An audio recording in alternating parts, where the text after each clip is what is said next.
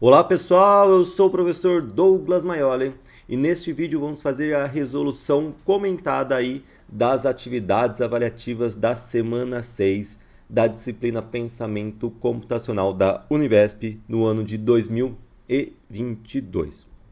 Vamos começar aqui com a primeira questão. É o seguinte, ó, o grafo ilustrado na figura pode ser percorrido a partir do nó A. Então perceba que ele vai começar, ó, a partir do nó A, de modo que todos os demais nós, né, ou vértices, lembrando que a gente tem em um grafo as bolinhas, que são os vértices, ou a gente também chama de nó, e as arestas, tá? De modo que todos os demais nós, ou seja, todos os demais vértices do grafo sejam visitados. Considerando as afirmações, quais delas são corretas relativamente ao grafo da figura, dessa aqui, ó. E aí tem que falar se é 1 e o 2 que está correto, se é 1, 2 e 3 que está correto, se todos estão corretos, se é 1, 3 e 4. Vamos lá. É um grafo não direcionado? É um grafo não direcionado? De fato, não direcionado. Se fosse direcionado, ele tinha setinhas, né, para mostrar a direção. No caso, não tem setinha. Então, aqui nesse caso, o F vai para C e o C vai para F através desta aresta. O A vai para C e o C vai para A através dessa aresta. Não tem direção, então serve aí de volta. Ele é cíclico. Ciclo quer dizer o quê? Eu consigo fazer um ciclo, ou seja, eu consigo fazer um caminho que começa e termina no mesmo nó, no mesmo vértice? Sim, ó, se eu começar no A, ó, eu vou para o E, depois do E para o H, depois do H para o D, depois do D para o B, depois para o B, volto para o A. Fiz um ciclo, né? Tem até outros ciclos, né? Eu posso começar no F, ir para o C, depois para o G, depois para o K, depois volta para o F, ó, outro. Ou aqui no J, vou para o E, depois para o A, depois para o F, depois para o J. Tem um monte de ciclo, tá? Mas só de ter um ciclo ele já é cíclico, tudo bem? Quando falar que é acíclico, por exemplo, uma árvore, quer dizer que não tem nenhum ciclo. Então, beleza. Ele é não direcionado? Sim, não tem as setinhas aqui. Ele é cíclico? Sim, tem pelo menos um ciclo. Ele é não ponderado? Sim, ele é não ponderado. Não tem os valores nas arestas. As arestas não têm os pesos, ok? Quando as arestas têm os pesos, aí sim ele é ponderado. Nesse caso não tem. Então ele é não ponderado. Então isso daqui tudo é verdade? É um grafo não direcionado, cíclico e não ponderado? Tudo isso daqui é verdade. A sequência A, B, C, D, E, F, G, H, J, K, L corresponde a uma busca em largura. Lembrando que uma busca em largura a gente viu lá na nossa aula sobre uma introdução à teoria dos gráficos. Se você não viu a aula de introdução à teoria dos grafos, eu vou deixar aqui na descrição desse vídeo o link. É uma aula que eu faço uma introdução de bastante conceitos sobre grafos, tá? Lógico, dentro do nosso canal, como eu aviso lá na aula, eu tenho um curso inteirinho só de grafos.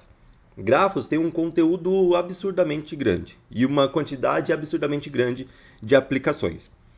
Lá, nessa aula o que eu faço é um resumo do que a gente fala, um resumo sobre grafos, tá? E aí, se vocês quiserem expandir depois, aí tem um curso completo no canal do professor Douglas Maioli sobre grafos. E lá nesse vídeo, que eu vou deixar aqui o link na descrição do vídeo, que eu falo sobre a introdução aos grafos, no final eu falo sobre busca em largura e busca em profundidade. São duas aulas que eu tenho aqui no meu canal, lá no outro curso que é no curso de estruturas de dados, tá? Que lá também eu falo sobre busca em largura e busca em profundidade. E nesse vídeo que eu faço uma introdução ao teoria de grafos, a busca em largura, a gente viu que a gente usa o conceito de fila. Então, por exemplo, eu vou começar a percorrer a partir do nó A. Ó, é importante isso daqui, ó, tá percorrendo a partir do nó A. Você viu como que é importante ter falado isso? Aí eu coloco A. Depois do A, quando eu for fazer uma busca no A, eu coloco todos os filhos do A. Quem que são os filhos do A? Todo mundo que está à distância de uma aresta do A. Quem que está à distância de uma aresta do A? O B, o E, o F, o C. Então eu vou colocar todos os filhos, ou seja, todo mundo que está à distância de uma aresta do A, que é o B, tá? Pode até colocar o E, F, C? Pode, mas eu vou colocar até na ordem que está aqui para ver se isso é viável, se pode acontecer essa busca, tá? O B, o C também é um filho de A, também está a uma distância de uma aresta, assim, o C, o D e o E também, né? O D não, né? Opa, não. O D, ele não é um filho de A. Então aqui, antes de aparecer o D, tem que aparecer o B, o C, o E e o F, ó. Poderia aparecer desse jeito, A, B, C e F. Desse jeito poderia ser, ó, porque esses 4 caras aqui, ó, são os 4 filhos do A, ou seja, são todo mundo que tem uma distância de uma aresta do A. Depois que eu colocar todo mundo que tem distância de uma aresta de A, aí eu vou colocar todo mundo que tem uma distância de arestas dos que tem uma distância de aresta do A. Ou seja, todo mundo que tem 2 distâncias de aresta do A, ok? Ficou confuso que eu expliquei? Ó, vamos tentar de novo, ok? Eu comecei no A. Depois eu vou buscar todo mundo que é filho de A, ou seja, todo mundo que tem distância de uma aresta de A. Depois que eu coloquei todo mundo que é filho de A, eu vou colocar todo mundo que é, entre aspas, neto de A. Quem que é neto de A? É todo mundo que tem 2 distâncias, duas arestas de distâncias de A. Ou seja, todo mundo que tem uma aresta de distância dos filhos de A, que tem uma aresta de distância de A. Por isso que vai ser 2 distâncias. Quem que vai ser, ó? Por exemplo, quando eu pegar o B, quem que vai ser, ó? Quem que é filho do B? Só o D, né? Aí eu vou colocar o quê? O D depois. Quando eu for ver o C, quem que é o filho do C? O F e o G, mas o F já está aqui, eu não posso colocar de novo, então vai ser só o G. Quando eu for ver o E, quem que é os filhos do E? O H e o J. Então coloca aqui o H e o J. Quando eu for ver o F, eu vou colocar aqui o K. O K, mas o K já está aqui? O K ainda não, né? Vou colocar o K. Então perceba que aqui eu tenho A. Esse daqui é onde começou. Esses 4 aqui são os filhos. O que quer dizer que é filho? Quer dizer que só tem uma aresta de distância. Esses daqui já são os netos, entre aspas, né? O que são os netos? Já tem 2 arestas de distância para o A. E aí quando você for investigar, o único que eu não coloquei ainda foi o L, né? Porque o L é o único que tem 3 arestas de distância do A. Que tem que vir para o C, para o G, para o L. Todos os outros a gente acha em uma ou 2. O único que precisa de 3 é o L. Porque ó, o D depois, ele só tem um filho, um H, mas o H já está aqui, não posso colocar de novo. Depois eu vou buscar pelo G. O G tem um filho K e L. Vou colocar o L aqui, mas o K não posso colocar de novo. Né? O H não tem mais filho. O J não tem mais nenhum para depois. O K não tem mais ninguém para depois. E eu posso acabar com L. Okay? Aqui já seria os bisnetos, né? Vamos colocar entre aspas os bisnetos, né? Os netos e os bisnetos de A, ou seja, os que têm 3 arestas de A. Bem, então a gente tem que colocar primeiro A, onde a gente começou. Depois os filhos de A, ou seja, os que estão a uma aresta de A. Depois os netos de A, os que estão 2 arestas, do mínimo, né? Porque perceba, ó, o B, eu posso falar que o B está com uma aresta de A? Sim, ó, uma aresta de distância. Mas eu posso falar que ele tem 1, 2, 3, 4 arestas se eu usar esse caminho? Ó. Se eu usar esse caminho, eu acho 4 arestas de distâncias. Mas ele é o filho porque qual que é a menor distância do A até o B? É uma aresta, por esse caminho aqui. Por isso que ele vai ser filho. O D, por exemplo, ele tá a menor distância, não é 2? É, por isso que ele vai ser neto, essa é a menor distância. Tem outro caminho que eu consigo chegar no D a partir do A? Sim, ó. Essa daqui, ó. 1, 2, 3. Então o D está com 3 de distância do A? Por esse caminho, sim. Só que qual que é a menor distância? É esse caminho. Então perceba que ele vai colocando as menores distâncias de cada um deles, tá? Então todos esses daqui, a menor distância até o A é uma aresta. Esses daqui que são os netos, a menor distância até o A são 2 arestas. E aí vai chegar os bisnetos, que a menor distância é 3 arestas. Se você continuar, se você tivesse um grafo maior, aí depois você ia colocar todo mundo que tem a menor distância até o A 4 arestas, todo mundo que tem a menor distância até o A 5 arestas, né? Aí ia depender do tamanho do grafo. Mas esse daqui, como ele colocou aqui, ó, a distância do A para o B é uma aresta mínima. A distância do A para o C é uma aresta mínima. A distância do A para o D é 2. A distância do A para o E é uma aresta mínima. Olha só, tem um cara que tem 2 arestas de distâncias, no mínimo para A, no meio desses caras que tem 1. Então isso daqui é impossível acontecer. Então essa é falso. Na busca em largura isso não vai acontecer, tá? Isso é falso. O 3. A menor distância entre os nós, ou seja, entre os vértices A e L, é obtida quando a busca em largura registra a visita nos nós A, C, G, L, né? Ó, ele vai percorrer A até a C, uma aresta, C até G, 2 arestas, G até L, chega em L, né? Que a gente viu, o L são 3 arestas, porque justamente, como que sai de A e chega até L, a menor distância possível? Ele vai de C, depois de C ele vai para G, depois de G ele vai para L. Isso é verdade, né? Ele faz esse caminho, ó. A, C, G, L, né? Perceba que a busca em largura, ele além de fazer a busca, se ele encontrar o cara, ele ainda fala qual que é a menor caminho para chegar aquele cara, né? Porque se tiver entre os filhos, o menor caminho é uma aresta. Se tiver entre os netos, o menor caminho vai ser 2 arestas. Se tiver entre os bisnetos, o menor caminho vai ser 3 arestas, e assim consecutivamente. O outro, a busca em largura oferece a menor distância entre o nó A e qualquer outro. Sim, a gente viu, né? Ó. Se a gente está buscando o C, eu vou encontrar ele entre os filhos. A menor distância vai ser uma aresta. Se eu estiver buscando o H, ele vai estar entre os netos. A menor distância vai ser 2 arestas. Se eu estiver buscando o L, ele vai estar entre os bisnetos. A menor distância vai ser 3 arestas, ok? Então, além de eu falar que eu estou procurando, por exemplo, a partir do nó A e eu estou fazendo uma busca se eu encontro L. Além de eu falar, ó, o L existe nesse grafo, eu ainda consigo saber qual que é a menor distância na quantidade de arestas, ok? Na quantidade de arestas do A, que é onde eu começo tudo, até o L, tá? Isso é verdade. E aqui é na quantidade de arestas, por quê? Porque percebe que esse grafo é não ponderado. Então não dá para falar de peso nas arestas, por isso que é a quantidade de arestas. Então é 1, 3 e 4 as opções corretas, tá? Essa foi a primeira questão. Vamos para a segunda questão. Ó. O algoritmo de Dijkstra calcula a menor distância entre dois nós em um grafo cujas arestas possuem pesos. Ó, agora já tem um grafo ponderado. O grafo ilustrado na figura representa um conjunto de cidades e o custo das conexões entre elas, tá? Então, ó, do 0 para ir para o 1 é custo 3, do 0 para ir para o 7 é custo 7, do 1 para ir para o 4 é custo 3, do 1 para ir para o 3 é custo 1, do 1 para ir no 2 é custo 3, o 2 para ir no 3 é custo 1, o 2 para ir no 4 é custo 2, o 3 para ir no 4 é custo 1. Considerando a aplicação do algoritmo de Dijkstra no grafo, quais das afirmações são verdadeiras? Aí é o seguinte, ele fala algumas opções, né? Por exemplo, a distância computada entre os nós 0 e 1 é igual a 3, tá? Eu não vou utilizar o algoritmo de Dijkstra porque nessa disciplina a gente não aprendeu a fazer o algoritmo de Dijkstra detalhadamente, tá?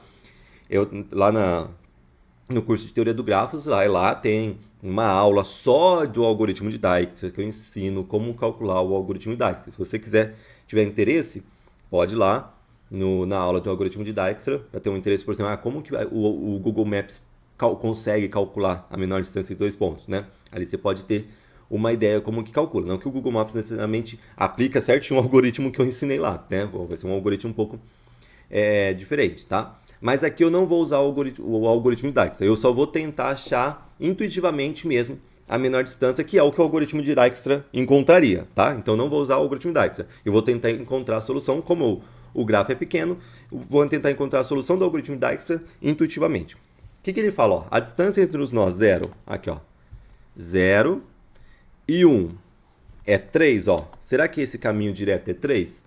Ó, só de você ver, poderia achar um caminho menor, tipo ir pro 2 e depois pro 1? Poderia, mas olha só da você do 0 pro 2 já tem um tamanho 7. Então com certeza aqui já perdeu do 3. E o do 0 só tem duas formas de sair do 0, ou vir pro 2 ou vir pro 1. Pro 2 já é mais caro, ou seja, qual que é o menor caminho do 0 ou 1? Com certeza vai ser 3, tudo bem? Isso daqui é verdade? Com certeza é 3, verdade, ó. O menor caminho entre 0 e 1 é 3.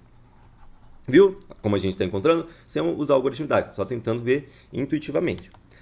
A distância computada pelo algoritmo entre 0 e 2, ó, agora o 0 e o 2. Ele fala que é 5 a distância, a menor distância. Vamos ver, ó. Do 0 até o 2, se eu vir direto, quanto que eu vou gastar? Do 0 até o 2, se eu vir direto, gasto 7.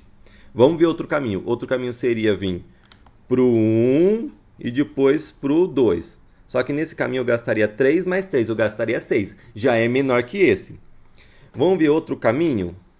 Então, olha só, eu posso, em vez de vir para o 1 e para o 2, eu posso vir para o 1, depois vir para o 3, porque olha só, o caminho é só 1 por aqui, ó. E depois do 3 eu vou para cá. Qual que é a distância? 3 do 0 até 1, 1 do 1 até o 3, 1 do 3 até o 2, ou seja, vai ser um caminho de 3, mais um caminho de 1, mais um caminho de 1. Ó, um caminho de 5. Já é menor do que vir direto 7, já é menor que vir para o 1 e depois para o 2, que seria 6, né? E se você vir do 0, 1, vir para o 4, ó, já fica um caminho 6 só de você chegar no 4, já é maior que 5, tá? Então, com certeza, a distância de 0 até 2, com certeza é esse caminho aqui, que é 5. E ele fala que é 5, beleza, verdadeiro.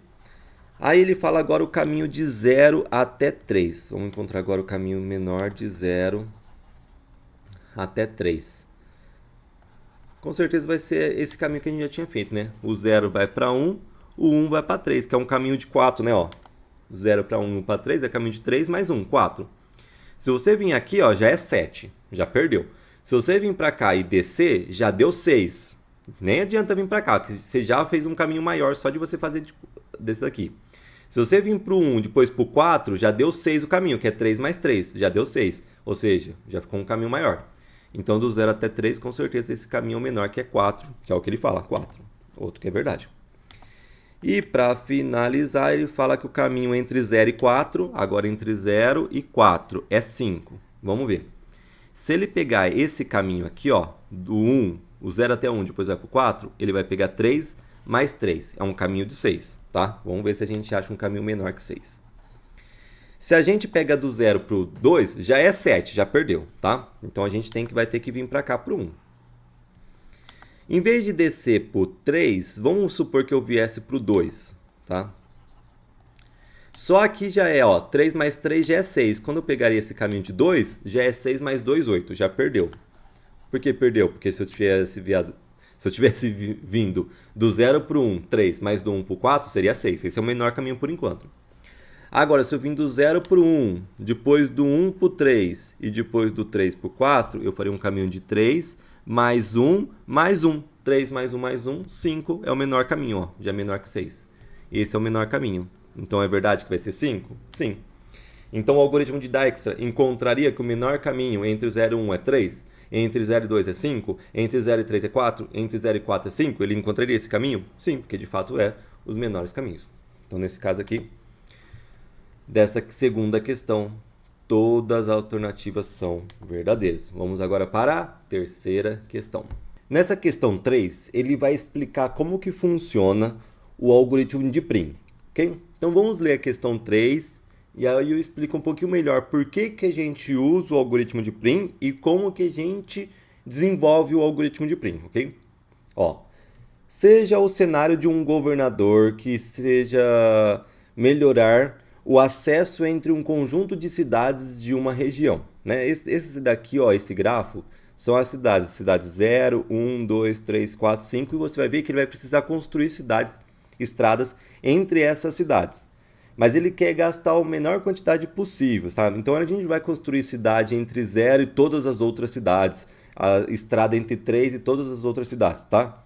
Ele vai construir a menor quantidade possível de estradas, de forma que todas as cidades estejam interligadas, ou seja, você consiga sair do 0 e chegar em qualquer outra cidade, você consiga sair da cidade 5 e chegar em qualquer outra cidade, ok? Essa vai ser a ideia.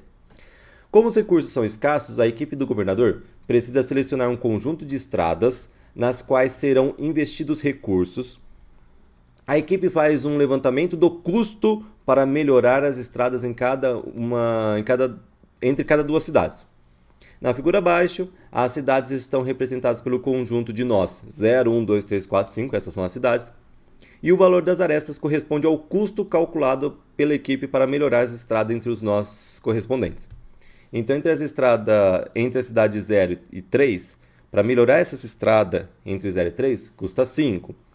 Para melhorar essa estrada entre 3 e 2, custa 2. Para melhorar essa estrada entre 0 e 2, custa 1. Tá? Entre 0 e 1, custa 6. Entre 1 e 2, custa 2. Entre 1 e 4, custa 5. Entre 2 e 4, custa 6. Entre as cidades 4 e 5, custa 3. Entre 2 e 5 e entre 3 e 5, ambos custam 4. Tá? Esse é o problema. O algoritmo de Prim identifica uma árvore geradora de mínimo custo a partir da escolha inicial de um nó aleatório e a seguir selecionando as arestas cujos pesos são os menores desde que não formem um ciclo, até que todos os nós sejam selecionados. Então, eu quero fazer uma árvore, ou seja, eu quero um grafo. O que é uma árvore? Um grafo conexo e sem ciclo. Eu vou explicar depois por que tem que ser uma árvore, porque o melhor é uma árvore. E aí depois eu explico o algoritmo de Prim, mas vamos continuar lendo. No caso de empate no valor das arestas, uma é escolhida arbitrariamente. Ó. Algoritmo de Prim. Seleciona um nó aleatório. Então tem um nó que vai começar. Cria um conjunto de arestas como um conjunto vazio. Repita até que todos os nós estejam representados no conjunto de arestas. Então ele quer ligar todas as arestas, tá? Ou seja, tem que ser conexo. Todos os arestas não, tipo, todos os versos. Selecione a menor aresta que se conecta aos nós presentes no conjunto de arestas. Inclua a aresta no conjunto de arestas. Então tem um nó, eu pego todas as arestas, vejo qual que tem o menor custo. Essa vai ser a aresta escolhida, tá? Essa vai ser a ideia. Se não entendeu até agora, tudo bem, a gente vai entender melhor aqui na explicação do problema. A figura abaixo ilustra como o algoritmo de Prim identifica uma árvore geradora de mínimo custo a partir da escolha inicial de um nó aleatório, no caso nó zero. Então ele vai começar do nó zero, esse é o nó inicial, tá? E a seguir selecionando as arestas cujos pesos são os menores desde que não formem um ciclo, até que todos os nós sejam selecionados. Então, olha só, agora que a gente leu, eu vou tentar explicar para vocês por que a gente usa o algoritmo de Prim, em que tipo de problema. Por exemplo, o algoritmo de Dijkstra a gente usa quando a gente quer achar o menor caminho entre dois vértices, ok?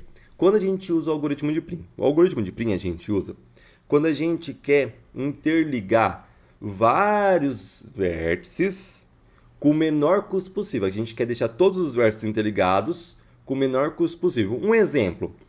Vamos supor que eu sou o reitor de uma universidade que tem vários campos. Eu sou o reitor da Univesp. E eu vou colocar a internet em todos os campos da Univesp, tá? Então vai sair internet lá de São Paulo, da sede, e eu vou querer ligar através de cabos, por exemplo, todos os campos, tudo bem? Aí eu tenho o custo. Para você ligar um cabo de São Paulo até o campus de Campinas, é um tanto que custa. Para você ligar um cabo do campus de São Paulo até o campus de Rio Preto, é um custo. De Campinas até o Rio Preto, já é outro custo. O campus de Campinas até o campus de Araçatuba é outro custo, tudo bem? Então eu pego o estado de São Paulo, todos os meus campi, e aí eu vejo qual que é o custo para ligar com cabo cada um desses campi, tá? E a partir disso, eu vou ver qual que é a melhor estratégia, ou seja, qual que vai ter o menor custo para eu ligar todos os campos. Eu não preciso ligar São Paulo com todos os outros, Campinas com todos os outros. Por quê? Se eu mandar a internet até Campinas, e depois Campinas até Rio Preto, eu não preciso mandar de Campinas para Rio Preto, ok? Porque já posso passar por Campinas. Então, por isso que eu quero um grafo, nesse caso, eu quero um grafo conectado. Tem uma forma de você sair de São Paulo e chegar em qualquer um campus? Sim. Tem uma forma de você sair de qualquer campus e chegar em São Paulo, chegar em Campinas? Sim. Tem que ter uma forma, tá? Todos os campos têm que estar conectados nessa minha rede que eu estou querendo formar, tudo bem? Então tem que ser um grafo conectado. Não pode deixar nenhum sem conexão, senão ele vai ficar sem internet, tá? Tem que ser conectado. Todos os grafos têm que ter algum caminho que chegue em outro... Todos os vértices têm que ter algum caminho que chegue em outro vértice. Ou seja, cada campus tem que ter algum caminho que chegue em outro campus. Para essa minha rede de internet funcionar. Primeira coisa, tem que ser conectado. Segunda coisa, ciclos são ruins.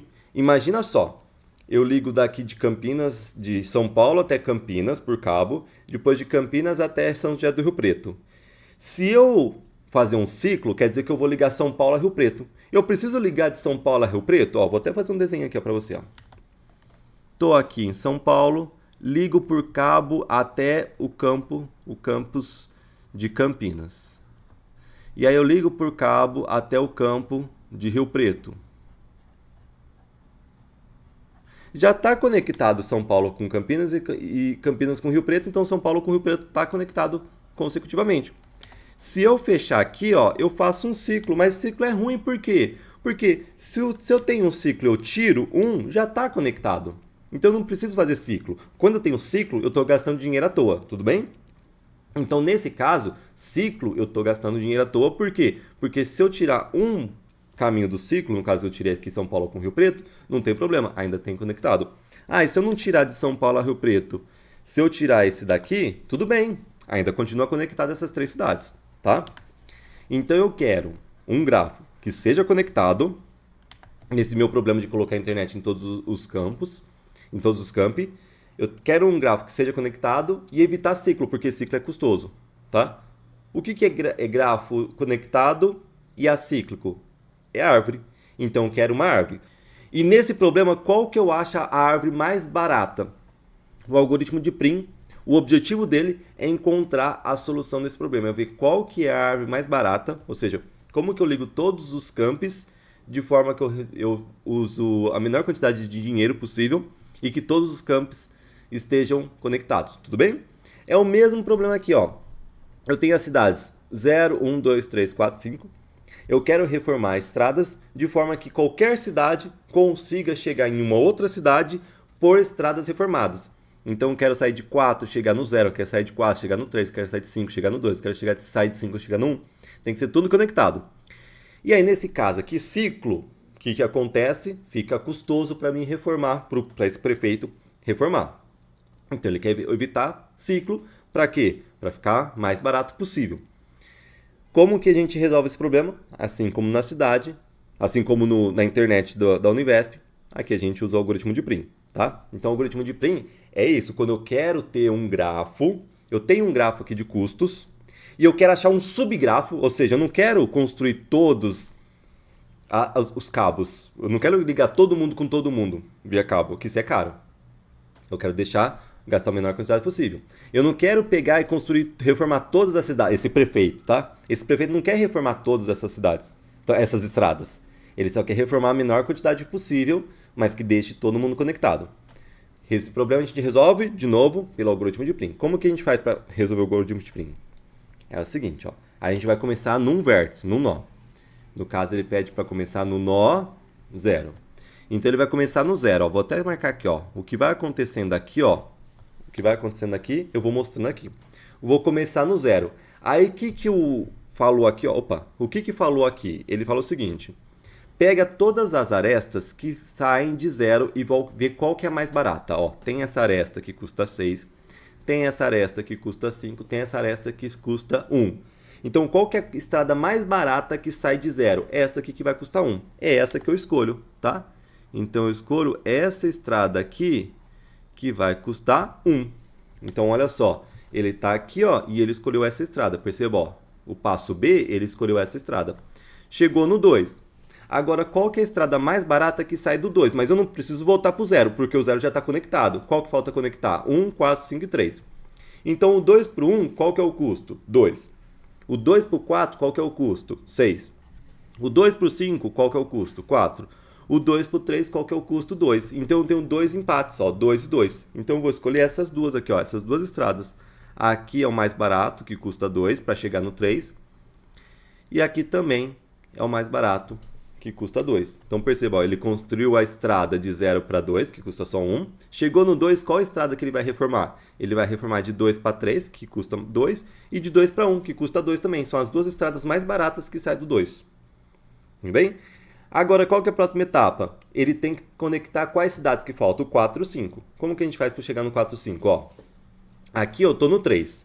O que é mais barato do 3? O 3 para vir no 5 gastando 4 ou 1 para chegar no 4 gastando 5? Então, olha só, para conectar essas estradas, a mais barata que tem, o que é? É essa 5 ou essa 4? Essa 4. Ó, presta atenção que aqui também teria uma de mesmo custo. Se eu faria de 2 para 5, eu pago 4. Então, olha só, eu pago 4 para ligar 2 em 5. E eu também pago 4 para ligar 3 em 5. Essas duas estradas teriam o mesmo preço, tá? E ligaria o 5 da mesma forma. Nesse caso aqui, ele escolheu de 3 a 5. Ó, de 3 a 5, que paga 4.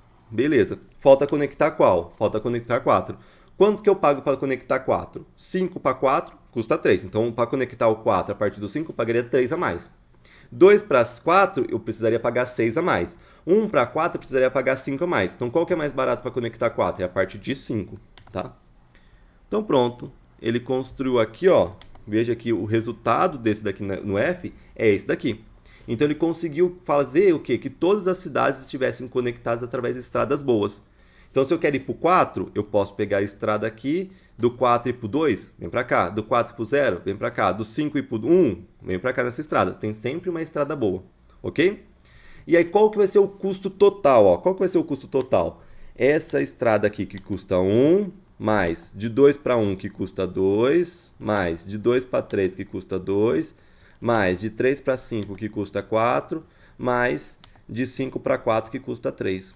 Qual que é o custo total? 1 mais 2, 3 mais 2, 5 mais 4, 9 mais 3, 12. Esse é o custo total. E perceba que se em vez de ele construísse a estrada de 3 para 5, ele conectasse aqui, ó, e não aqui, o custo ia ser o mesmo, 12, tudo bem? Agora vamos ver o resto da questão. Aplique os conceitos apresentados para avaliar a veracidade das afirmações a seguir. Então aqui a gente tem todas as opções que o passo a passo que a gente seguiu no algoritmo de Prim, e aqui tem se a gente precisar também, o grafo inicial. Aí a gente construiu um subgrafo. Perceba que aqui, ó, vou até voltar aqui, ó. O grafo era esse inteiro. O subgrafo é esse vermelhinho que eu construí. O que é um subgrafo? É uma parte de um grafo. Tudo bem? O que é um subconjunto? Tem um conjunto grande, eu pego só uma parte desse conjunto. O que é um subgrafo? Eu tenho um grafo grande, com um monte de arestas, eu pego só uma parte dessas arestas. Perceba que essa aresta eu não peguei. Eu não construí essa aresta de 5. Essa aresta eu não peguei. Então eu excluí algumas arestas. Eu peguei só as arestas mais baratas, para deixar esse grafo conectado, tá? Então a gente criou um subgrafo desse daqui. Vamos ver qual que é verdadeiro. Ó, um conjunto de arestas que compõem uma árvore geradora de custo mínimo para o grafo é 0 a 2. Ó, vamos ver. A aresta 0 a 2 construiu? Sim. 2 a 1, 2 a 1 construiu? Sim. 2 a 3, 2 a 3 construiu? Sim. 3 a 5, 3 a 5 construiu? Sim. E 4 a 5. Ó, perceba que essa daqui é exatamente essa solução. 0, 2, 2, 1, 2, 3, 3, 5 e 5, 4. É justamente as arestas que a gente construiu, ou seja, as estradas que a gente reformou. Verdade. Um conjunto de arestas que compõe uma árvore geradora de custo mínimo, pelo algoritmo de Prim, é essa daqui, ó, que é justamente essa que está falando aqui. Esse 2 aqui vai ser justamente trocar essa daqui por essa, tá? Que foi a que eu já expliquei, que também tem o mesmo custo, vai ser o custo mínimo. Um conjunto de arestas que compõe uma árvore geradora de custo mínimo, para o grafo é 0, 2, 2, 1, ó, 2, 1, 2, 3, 2, 3, 2, 5, ó, 2, 5, então em vez de 3, 5, ele construiu 2, 5, que também é custo 4, e o 4, 5, que é essa daqui, tá? Essa árvore aqui, ó, trocando 3 por 5 por 2, 5, também é uma árvore de custo mínimo, geradora de mínimo custo? Sim, verdade. Um grafo pode ter mais que uma árvore geradora de mínimo custo? A gente acabou de ver que nesse caso tem duas árvores de geradoras de mínimo custo, tá? Então pode ter mais que uma? Sim, verdade. Okay? Então todas as alternativas aqui são verdadeiras, ok? Espero que vocês tenham entendido aí a ideia do problema que a gente usa o algoritmo de Prim para resolver e como a gente usa o algoritmo de Prim para resolver esse problema, tudo bem? Questão 4, vamos lá. Nessa questão 4, ele fala sobre o PageRank. Se você não viu, eu tenho uma aula no meu canal sobre o PageRank, uma aula só sobre o PageRank, que eu explico como ele funciona e dou até exemplo de cálculos do PageRank. Se você quiser ver essa aula, eu também vou deixar aqui na descrição desse vídeo o link para essa aula de PageRank. Mas lembrando que na playlist lá de Pensamento Computacional 2022 tem também essa aula de PageRank, assim como tem aula de introdução de grafos. Lá no meu site, professordouglasmaioli.com.br, na mentoria Univesp, tem a página de pensamento computacional. Lá também tem todos os links, inclusive o link de PageRank. Inclusive esse vídeo de resolução de exercícios vai estar também lá na página linkado, tudo bem? Linkado, já vamos falar aqui, ó, de PageRank. Ó, dado que fazemos consultas por conteúdo na web frequentemente, é importante compreendermos como o conteúdo do site é analisado pelos serviços de buscas. Um algoritmo importante desse cenário é o PageRank, que é o do Google. O grafo da figura abaixo dessa figura aqui representa o conjunto de páginas web que apontam para páginas em outros sites. A cada página está associado um valor de ranking computado por um algoritmo do tipo PageRank.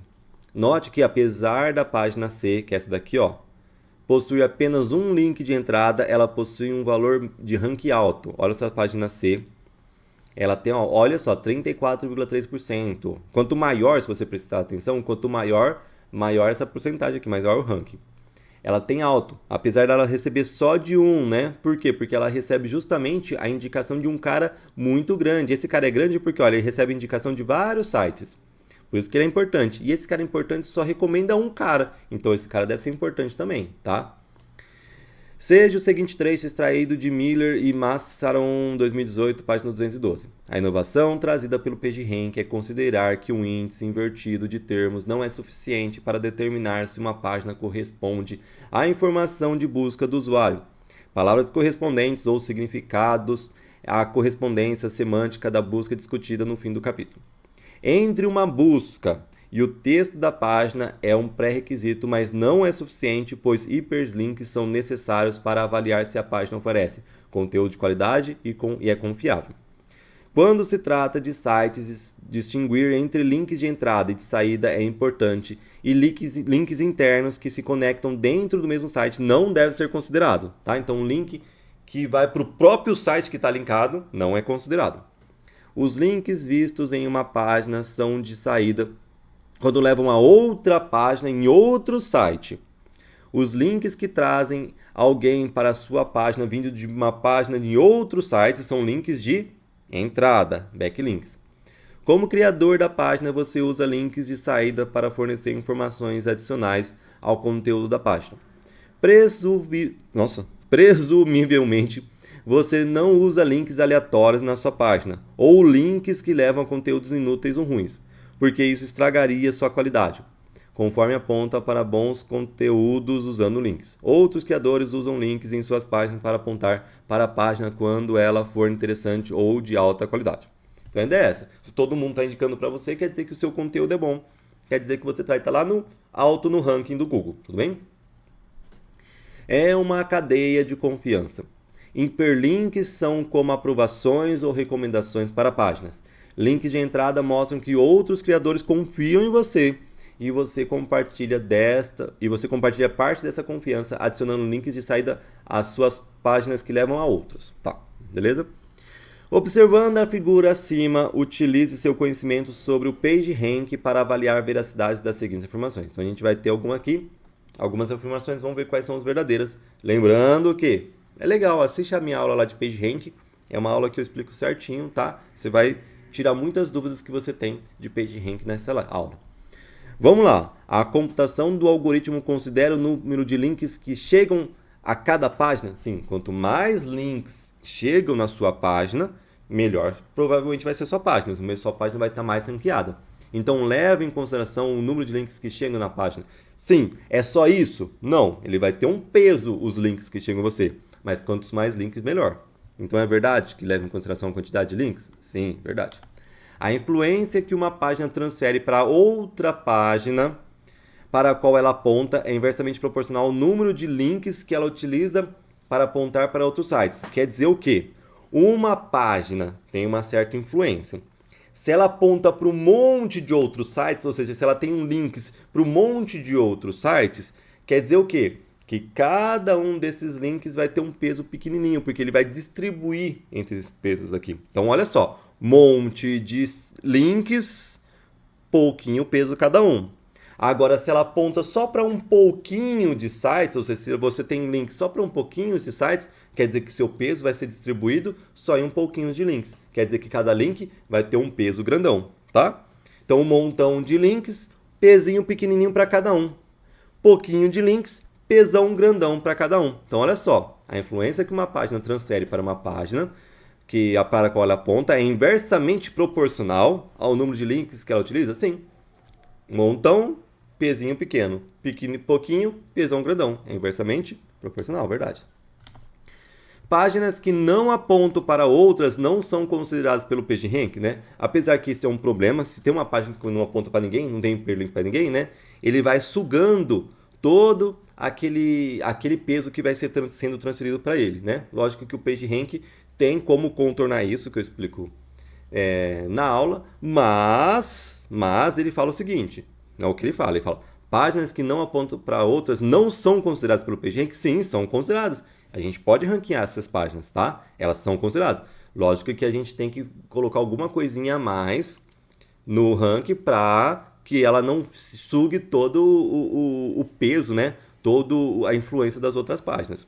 Então eu tenho como contornar isso que ela causa, que ela sugar toda a influência. Mas elas São consideradas? São consideradas, né? Isso é fácil. Falso. Ele fala que não são consideradas. Páginas que formam um ciclo não são consideradas pelo PageRank, apesar que é outro problema, páginas que formam um ciclo é outro problema, mas quer dizer que elas não são consideradas? Não, quer dizer, elas são consideradas, tá? Elas são consideradas sim, então é falso. Então, verdadeiro e verdadeiro, só 1 e 2, né? 1 e 2 são verdadeiras. Vamos lá para a quinta questão. Ó, eu já deixei até a alternativa marcada, que é a alternativa que eu acho que me falaram que está no gabarito, tá? Mas não está correta essa alternativa. Na verdade, não tem nem... tem uma alternativa correta? Ah, essa daqui, ó. Não, essa daqui não. Não tem... A gente vai ver que não tem nenhuma correta. Vou chegar que não tem nenhuma correta. Aqui o algoritmo tá... O gabarito tá apontando é essa, tá? Mas a gente vai chegar que não tem nenhuma correta. Olha só, o algoritmo de ordenação por inserção, eu já fiz essa aula, tá no canal lá, algoritmo de ordenação por inserção, insertion sort, por seleção, selection sort, o merge sort, né, por mesclagem. Esse ele fala por inserção, tá? Explora a estratégia que adotamos quando ordenamos, por exemplo, cartas de um baralho. A figura abaixo apresenta na primeira linha a lista original a ser ordenada de menor a maior. Aplica o algoritmo de ordenação por inserção para gerar a primeira configuração na qual a mudança de posição. Aí é o seguinte, aqui é por inserção. Se fosse por seleção, a gente ia pegar a menor de todas, né? Olha só, aqui a gente tem a lista, ó. Vou pegar aqui, ó. 94, 71, 0, 62, 48, 80. Se fosse por seleção, a gente olhava a procura do menor de todos, o menor de todos é 0.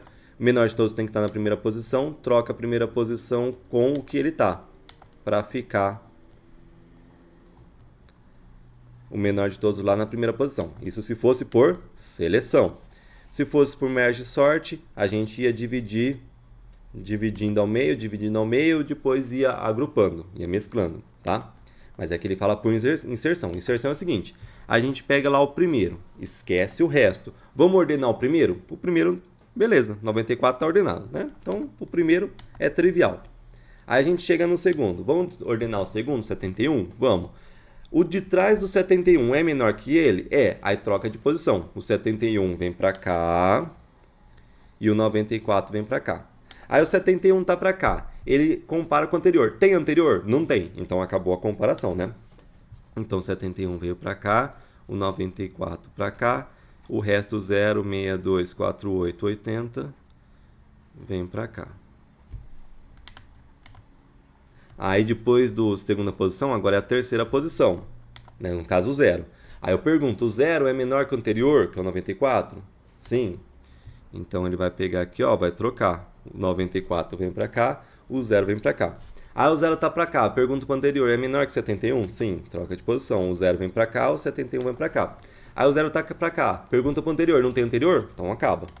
Então o 0 veio para cá, o 71 veio para cá, o 94 veio para cá, aí a gente tem o 62, a gente tem o 48, a gente tem o 80. Agora é a hora do 62. Só que o que ele quer? Olha só, seleciona a alternativa que apresenta a configuração da lista quando chegar a vez do 62 ser processado. É exatamente essa vez. Quando chegou a vez do 62 ser processado, a gente vai ter isso. 0, 71, 94, 62, 48, 80. Então essa está dando como resposta, mas olha, não bate. O certo seria, ó, 0, 71, 94, aí o resto sim, né? 62, 48, 80. Essa seria a resposta correta, tudo bem? Então, nessa daqui não tem nenhuma correta. O que o Gabriel está dando nessa daqui, mais correta mesmo de verdade, não tem nenhuma, tudo bem? Vamos aí para a sexta questão? Olha essa sexta questão. Selmer Johnson propôs um algoritmo que corresponde à solução ótima para definir a ordem na qual um conjunto de objetos passa por duas máquinas, uma depois da outra, com tempos diferentes de cada máquina. Então a ideia é a seguinte, eu vou fazer alguma coisa que tem que passar por uma máquina e depois por outra máquina. Por exemplo, eu estou construindo um carro. O carro, vamos para simplificar, ele passa só por duas máquinas para terminar. Então tem que vir aqui, passa por essa máquina, faz alguma coisa, depois passa por essa máquina, faz outra coisa e terminou, construiu o carro, tá? Então são procedimentos que passam por duas máquinas diferentes, não precisa ser necessariamente construção de carro, tá? Tanto é que aqui ele vai dar o exemplo de uma roupa, que tem que passar pela máquina de lavar, depois pela máquina de secar. Ó, dadas as máquinas M1 e M2 que operam em sequência, M1, depois M2, tá? Dada uma lista de objetos e o tempo que utiliza cada máquina, selecionar o objeto que utiliza o menor tempo possível independente da máquina. Se o tempo for na M1, alocar esse objeto primeiro. Se o tempo for na M2, alocar esse objeto por último e repetir o processo. Então a gente vê qual que é o menor tempo. A gente vê, por exemplo, do carro, tá? Vamos pegar do carro. Eu quero fazer um Celta. Aí tem um tempo para passar nessa máquina 1, um tempo para passar nessa máquina 2, tá? Eu vou fazer um Gol. Tem um tempo para passar nesse máquina 1, tem um tempo para passar na máquina 2. Vou fazer outro carro. Tem um tempo para passar nessa máquina 1, um tempo para passar nessa máquina 2 para terminar o carro. Eu vejo qual que é o menor tempo de todos os tempos. Qual que é o menor? Se o menor tempo for na máquina 1, ok? Aí esse daí vai começar na máquina 1. Por que isso é legal? Por que você pegar o menor tempo de todos, se ele for na máquina 1, começa na máquina 1? Porque não tem que fazer máquina 1 depois máquina 2? Então é legal começar na máquina 1, que é um tempo pequenininho. Por quê? Porque ele começa, faz rapidinho a máquina 1 e depois ele vai na máquina 2. Já libera a máquina 1 para o próximo entrar. Tudo bem? Então eu colocar o de menor tempo no começo da máquina 1, eu já libero rapidinho para o próximo. Aí enquanto a máquina 2 está funcionando lá e está na máquina 2, eu coloco outra coisa na máquina 1. Por quê? Se for o contrário, eu colocar na máquina 1 a coisa que mais demora, vamos supor, o carro que mais demora na máquina 1, eu coloco para começar. Esse tempão, a máquina 2 vai estar inutilizada. Tudo bem? Agora, se eu coloco uma coisa na máquina 1 que é pouquinho de tempo na máquina 1, aí fica só um pouquinho de tempo a máquina 2 inutilizado. Então, a ideia é reduzir o tempo. Então, deixar a menor quantidade de tempo possível a máquina 2 inutilizada. Então, a gente vê qual que é o menor tempo de tudo. Se o menor tempo de tudo que a gente achou na máquina 1, coloca ele no começo da máquina 1. Se esse menor tempo foi na máquina 2, coloco ele por último na máquina 2, tá? Então, os mais rápidos da máquina 2 é por último. O contrário da máquina 1. Considere o cenário daquele dia em que vamos lavar e secar toda a roupa da casa. Organizamos a roupa suja em vários conjuntos de peças de roupa por cor, por tipo, por quantidade de sujeira. Cada um desses conjuntos deve passar primeiro pela máquina de lavar e depois pela máquina de secar, né? Tem que primeiro lavar e depois secar. E cada um consome um tempo diferente em cada máquina. O algoritmo de Selmer Johnson ajuda a definir a ordem em que vamos lavar os conjuntos de modo a terminar a tarefa todo o mais rápido possível. Como exemplo, para os conjuntos de roupas abaixo, a ordem que define o menor tempo é, olha só, a gente vai ter os conjuntos de roupas de cores, cama, banho e brancas, tá? Então tem as roupas de cores, tem as roupas de banho, de cama, as roupas de banho e as roupas brancas. Aí olha aqui, as brancas levam 45 minutos para lavar e 25 minutos para secar. As de cores, 20 minutos para lavar, 30 minutos para secar. Banho, 40 minutos para lavar, 40 minutos para secar. Cama, 35 minutos para lavar, 50 minutos para secar. Como que eu resolvo? Você viu que é para ver qual que é o menor tempo entre todos esses tempos, 45, 20, 40, 35, 50, 40, 30. Qual que é o menor? 20. Esse é o menor 20. E esse tempo é na máquina 1 de lavar ou na máquina 2 de secar? É na máquina 1 de lavar. Então o menor tempo é na lavar. Então cores vai começar lavando. Então vou lá lavar e depois secar, né? Então se cores vai ser o primeiro a lavar, também vai ser o primeiro a secar, né? Terminou de lavar, já vai secar. Por que é legal pouquinho tempo na de lavar? Porque se eu tenho pouquinho tempo na de lavar, vai ficar só nesses 20 minutos que está lavando, só vai ficar 20 minutos a de secar inutilizada. Agora imagina se eu já começo com as brancas, que é 45 minutos para lavar. Fica 45 minutos para lavar a primeira sequência de roupas. E essa máquina de secar fica 45 minutos parada. Ou seja, a máquina parada quer dizer que eu estou levando mais tempo para finalizar minha tarefa. Então é melhor a máquina de secar ficar 45 minutos parada ou 20 minutos parada no começo? É melhor ficar 20 minutos parada no começo. Então se eu lavo aqui que tem menos tempo, quer dizer que a máquina de secar fica menos tempo parada. Depois, qual que é o tempo dos que sobrou? Qual que é o menor tempo? 25. Que é de branca. Mas é 25, esse menor é de lavar ou secar? É secar. Então essas brancas vai ser o final. tá? As últimas vão ser as brancas. Então, se as últimas a secar são as brancas, as últimas a lavar são as brancas. Por quê? Por que é bom deixar no final a que leva menos tempo para secar? Porque se esses 25 minutos aqui, ó, tá secando as brancas, a de lavar que está inutilizada, porque já lavou tudo. Então é bom deixar pouquinho tempo a de lavar inutilizada, só os 25 minutos, ou é melhor deixar para secar 50 minutos? Aí fica 50 minutos inutilizada de lavar. Quanto menos tempo a de lavar ficar inutilizada, assim como de secar, menor tempo vai ser minha tarefa. Por isso que as brancas é melhor terminar, porque ela demora pouquinho tempo para secar. Depois o que sobrou, qual que é o menor tempo? 35 minutos cama, que é na máquina 1, né? Então as roupas de cama, como é na máquina 1, ela vai entrar na próxima sequência aqui de lavar. Então o primeiro já é cores, então o segundo vai ser cama. Se cama é o segundo de lavar, vai ser o segundo de secar. E depois sobrou banho, né? Banho é o terceiro, se é o terceiro a lavar, vai ser o terceiro a secar. Então eu vou lavar primeiro as sopas de cores, né, secar também, depois de cama, depois de banho, por último as brancas.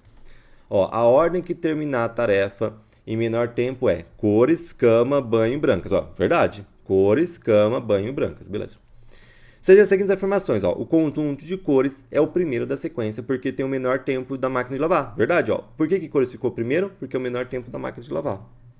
Verdade. O conjunto brancas é o último da sequência porque tem o menor tempo do tempo da máquina de secar. Verdade, brancas vai ser o último porque é o menor tempo da máquina de secar.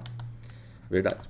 O conjunto brancas é o último da sequência. Verdade, é o último da sequência. Mas por quê? Porque ele tem o maior tempo da máquina de lavar? Ele tem o maior tempo da máquina de lavar? Sim. Mas essa é a justificativa para ele ser o último? Não. A justificativa para ele ser o último é porque ele tem o menor tempo de secar. Então essa é falsa. O conjunto cama é o segundo da sequência, beleza? Porque ele tem o maior tempo na máquina de secar? Não, por que o cama é o segundo da sequência? Porque ele tem o segundo maior tempo, o segundo menor tempo para lavar. E ele fala que ele tem o segundo maior tempo na de secar. Não, é falso. Ele é o segundo porque ele tem o segundo menor tempo na de lavar, não na de secar. O conjunto banho é o terceiro da sequência porque tem o mesmo tempo nas duas máquinas? Não, né? Mesmo que fosse diferente, ó. Aqui fosse 45. Se aqui fosse 45, ia mudar o fato do banho ser o terceiro? Não ia mudar o fato do banho ser o terceiro. Então ele não é terceiro, não é porque tem o mesmo tempo, tá? É porque no caso daqui das estratégias que a gente foi criando aqui, o banho que ficou em terceiro. Mas não é porque é igual, isso é falso. Então só 1, 2 são verdadeiras. Espero muito que essa aula ajude vocês no estudo de vocês, que vocês tenham entendido a resolução desses exercícios. Abraços e bons estudos a todos.